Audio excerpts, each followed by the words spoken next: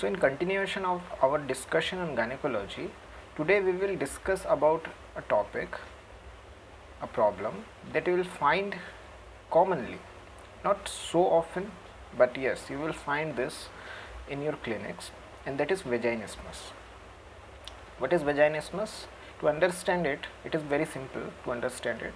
It is basically the spasm of the muscles of vagina, of levator ani, and adductor muscle of the thigh, and which ultimately leads to pain during penetrative sex, or simply to put, dyspareunia. So one of the causes of dyspareunia or painful coition can be vaginismus. So how it will be presented in the clinics? In two forms, in two ways actually. The first is either the female will tell you directly. If you are a female homeopath, a female doctor, chances are that the female may tell you directly. If you are a male homeopath, it is not so likely that the female will tell you directly.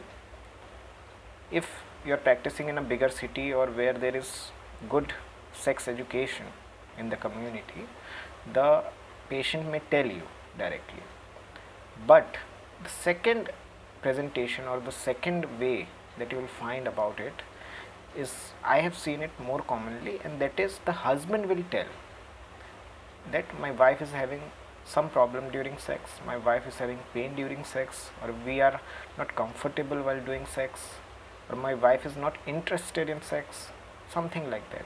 And when you will inquire deeper, when you will inquire with the wife, then she tells you this, that yes, I am having problem, I am having pain during sex, something like that. So how to approach this? First, you should eliminate any organic causes, any kind of scar, any kind of history of trauma during childbirth, any kind of inflammation, any kind of infection or developmental defects. You should first rule out these organic causes, and then you should go in the psychological aspect. You can refer the patient first to a gynecologist as well to rule out all the organic causes, and then go in the emotional or in the psychological causes. And you can divide vaginismus in two types. First is the primary type.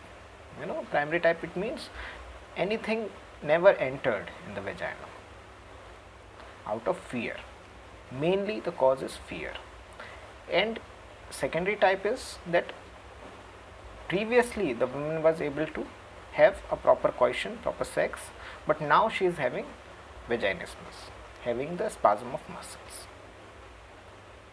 So in secondary cases, there could be a history of emotional trauma, history of sexual abuse maybe, or just a disgust toward the partner, a indifference toward the partner. In primary type, often there is fear, out of maybe because of lack of sex education, maybe because of the upbringing. So you can differentiate like that between the primary and secondary types. And you should definitely ask these questions, because if you see in vaginismus rubric in female section, I am using complete repertory here, you can see majority of remedies given here are polycrests. Remedies like calcarea, calicarb, natramur, platina, sepia, pulsatilla, lycopodium. So many polycrests are there. Of course, there are smaller remedies like cactus, in which the action is mostly on the circular muscle fiber like heart, like vagina.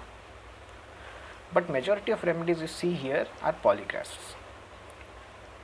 So to understand your patient and to prescribe, apart from this, the remedy can also be outside of this rubric. Just don't blindly depend on this rubric. You have to ask about the past history any history of emotional trauma, any fear. Go deeper in the psychology. Go deeper to find out the root cause. And then approach the case. Of course, the traditional treatment, you all know this, that the traditional treatment is the psychotherapy, maybe behavioral psychotherapy, and counseling of the patient, of course, and to try to gradually dilate the vagina using either her own fingers or using vaginal dilators over the period of some weeks or months, and they help, they do really help. But our remedies can also help. And if you want to look in the particular aspect of all these remedies, that what is the action of these remedies on the vagina, or what is the actual problem that this remedy produces on the organ, if you want to look at the particular part, you can definitely look at the Lilienthal's Therapeutic, and in that search for vaginismus, or you can look in Kent's Materia Medica as well.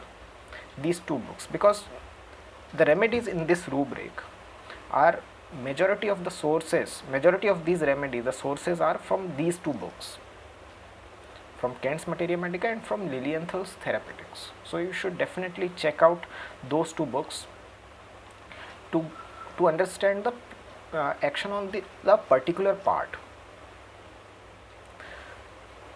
And the second thing is, of course, to educate the patient, the couple, especially the male partner as well, or the husband as well, because countries like in India, where the sex education is definitely lacking,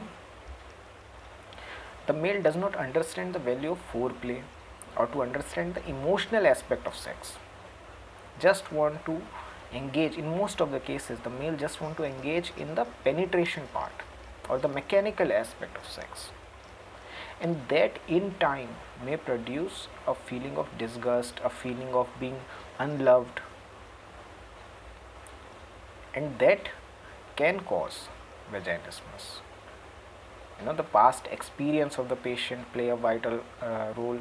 Her first sexual experience might be painful, or she have just a fear of sex, fear of penetration. She should always try to find out what is the cause and give a counseling, proper counseling to both the partner and to male partner, and how the husband can help her wife, her female partner, to overcome this problem. So I hope you got a gist of vaginismus, and you understood what is vaginismus, what are the causes, how it is divided into primary and secondary types, and how as a homeopath we should approach, and what are the remedies that we should consider. So if you have liked this video, then press the like button and share this video, and if you are new to this channel, then consider subscribing. So till next time, thanks a lot and goodbye.